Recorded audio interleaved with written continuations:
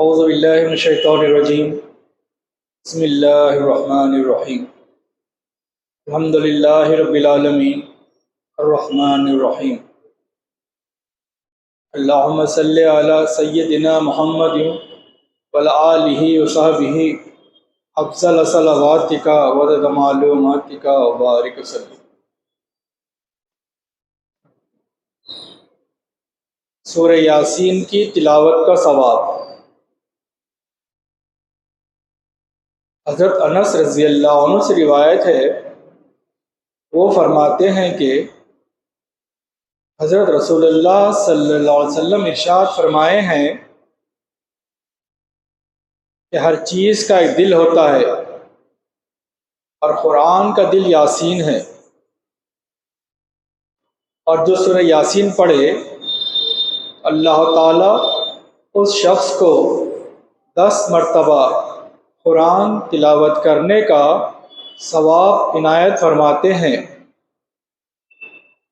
اس کی روایت ترمذی اور دارمی کی ہے۔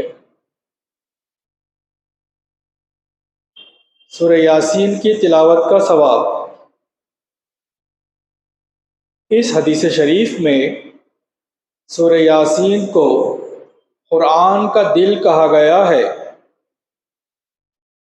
اس بارے میں بھی امام رضوی رحمۃ اللہ علیہ فرماتے ہیں کہ سورہ یاسین میں اصول ثلاثہ یعنی وحدانیت باری تعالیٰ، رسالت اور حشر کا بیان ہے،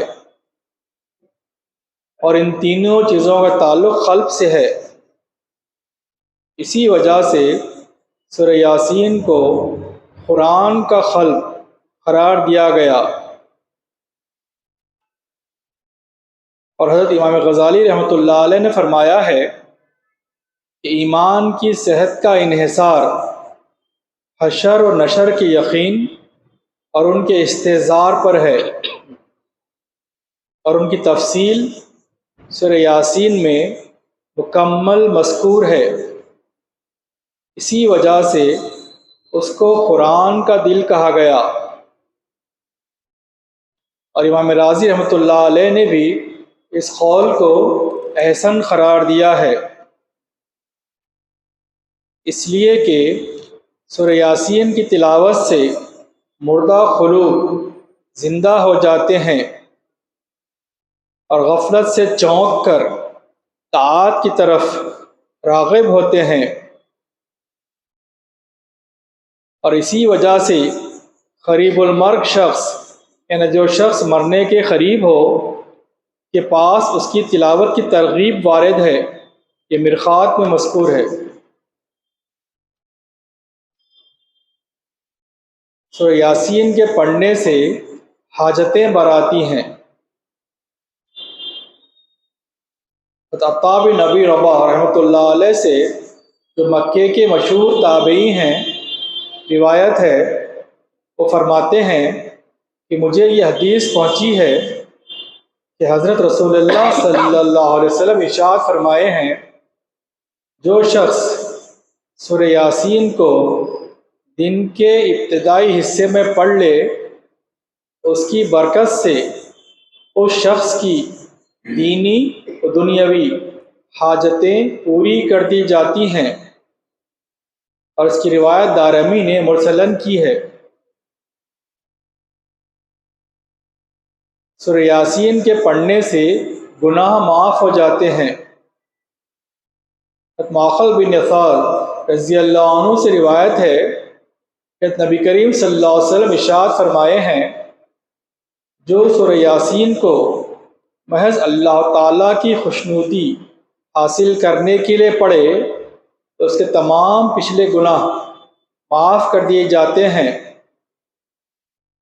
تو تم اس کو ان لوگوں کے پاس پڑھا کرو جو قریب المرگ یعنی مرنے کے قریب ہوں۔ اس کی روایت بہقی نے شعب الایمان میں کی ہے۔ اس حدیث شریف میں ارشاد ہے کہ سورہ یاسین کا اخلاص سے پڑھنے سے گناہ معاف ہو جاتے ہیں، اور قریب المرگ شخص یعنی جو شخص مرنے کے قریب ہو اس کے پاس اگر سورہ یاسین پڑھا جائے تو اس کو سنے گا اور اس کا دل متاثر ہوگا اور اس کے گناہ بھی معاف ہوں گے۔ یہ مرقات میں مذکور ہے۔ صاحب مرقات نے فرمایا ہے کہ چونکہ سورہ یاسین کی تلاوت گناہوں کی مغفرت کا سبب ہے، اس لیے خبروں کے پاس بھی اس کو پڑھنا چاہیے۔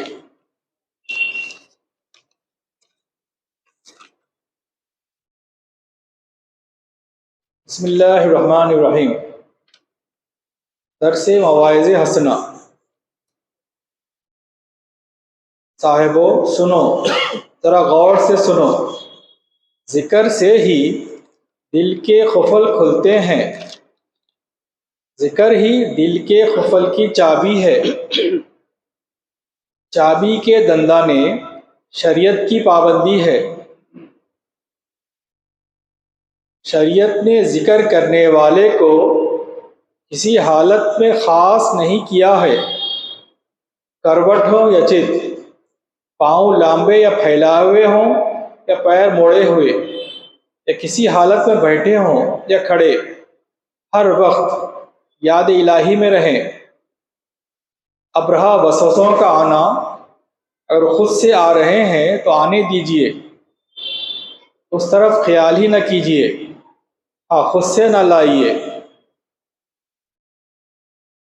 کسی اثر کے خیال سے ذکر کرنا محض فضول ہے۔ ذکر کرو اور ذکر سے غرض یہ رکھو کہ خدائے تعالی ہمارا محبوب حقیقی ہم سے ہمیشہ کے لیے راضی ہو جائے اور ہم کو اس سے محبت پیدا ہو جائے۔ ذکر پابندی سے جاری رہے۔ کمال یہ ہے کہ اس کو پابندی کے ساتھ جاری رکھیے۔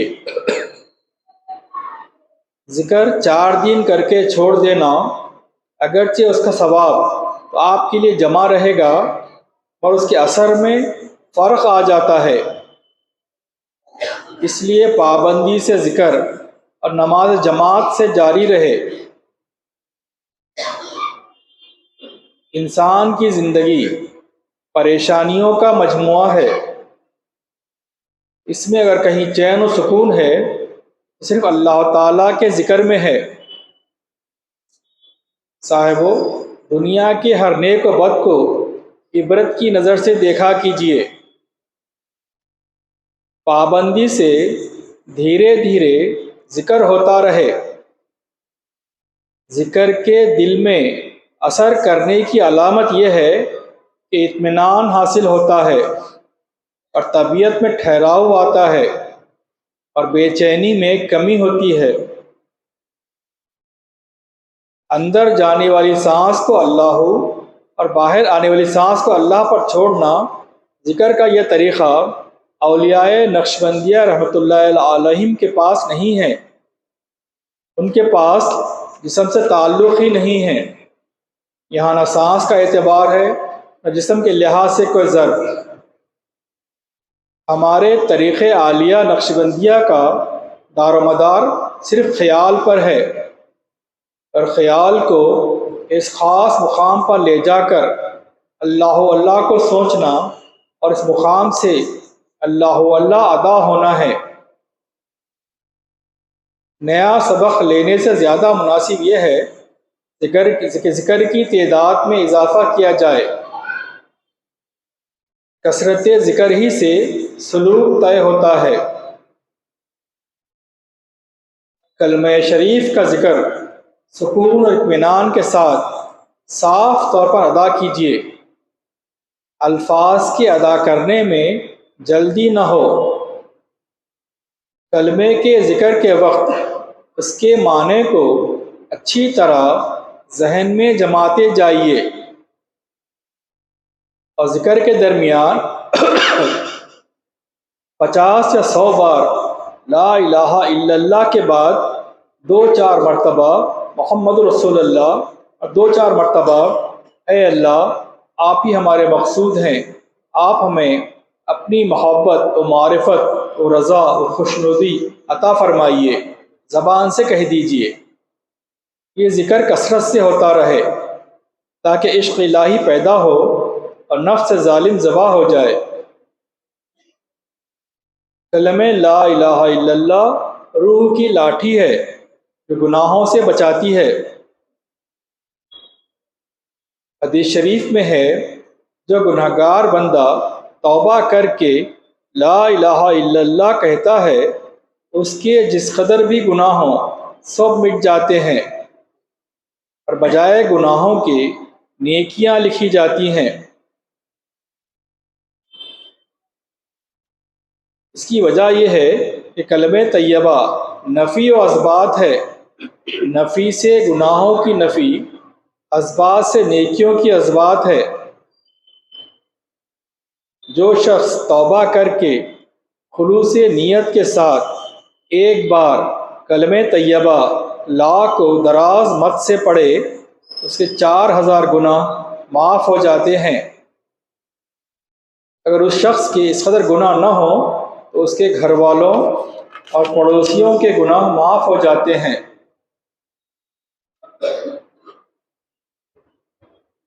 تم لا الہ الا اللہ کو کتنا بھی ورد زبان بنا لو، لیکن یاد رکھو باطن کو پاک و صاف کیے بغیر جنت کا راستہ کب مل سکتا ہے؟ کھوٹے اور کھرے کو پرکھنے والا کھوٹے سیکہ کو کب قبول کرتا ہے؟ لا الہ الا اللہ کا اثر دیکھنا چاہتے ہو، بس خدا تعالیٰ کو اختیار کر سے ان سے کچھ نہ کچھ تعلق پیدا کرو،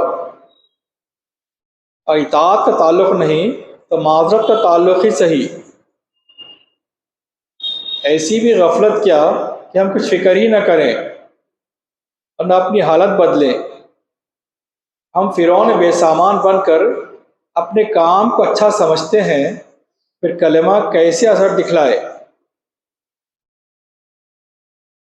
حدیث شریف میں آیا ہے تو موسیٰ علیہ السلام نے عرض کیا، بار الہ اپنے قرب کا راستہ دکھلائیے۔ ارشاد ہوا، اے موسیٰ لا الہ الا اللہ کا ذکر کرتے رہو۔ تو موسیٰ علیہ السلام نے عرض کیا، الہی یہ تو سب لوگ کرتے ہیں، میرے لیے کوئی خاص ذکر تلقین فرمائیے۔ ارشاد ہوا، اے موسیٰ کہ ترازو کے ایک پلڑے میں زمین و آسمان اور تمام دنیا اور دنیا میں موجود ساری چیزیں رکھی جائیں، اور دوسرے پلڑے میں کلمہ لا الہ الا اللہ رکھا جائے تو یہی وزنی ہوگا۔ اس لیے آپ بھی اس حدیث شریف کی مطابقت میں دنیاوی ضروری کاروبار کے بعد اس ذکر میں مصروف رہیے۔ پھر دیکھیے آپ کا دل کیسا روشن ہوتا ہے اور کس طرح احوال روحی کھلتے ہیں۔ قیامت میں جب گناہوں کا پلڑا بھاری ہوگا، اس وقت بندہ پریشان ہو جائے گا کہ اب کیا ہوگا۔ اس وقت اللہ تعالیٰ ارشاد فرمائیں گے، فرشتوں کیا اس بندے کی تمام نیکیاں ختم ہو گئیں؟ فرشتے عرض کریں گے، جی ہاں۔ حکم ہوگا، ہمارے پاس ایک کاغذ کا پرزہ ہے، وہ لے جا کر ترازو کے پلڑے میں ڈالو۔ اس پرزے کے ڈالتے ہی نیکیوں کا پلڑا جھک جائے گا۔ بندہ خوش ہو کر عرض کرے گا، باری تعالیٰ یہ کیا ہے؟ ارشاد باری ہوگا، یہ کلمہ ہے جو تو خلوص سے دنیا میں پڑھا کرتا تھا، وہ ہمیں یاد ہے۔ صاحبو دیکھو کیسا سخی دربار ہے، نعمتیں لٹائی جا رہی ہیں، سمیٹ لو۔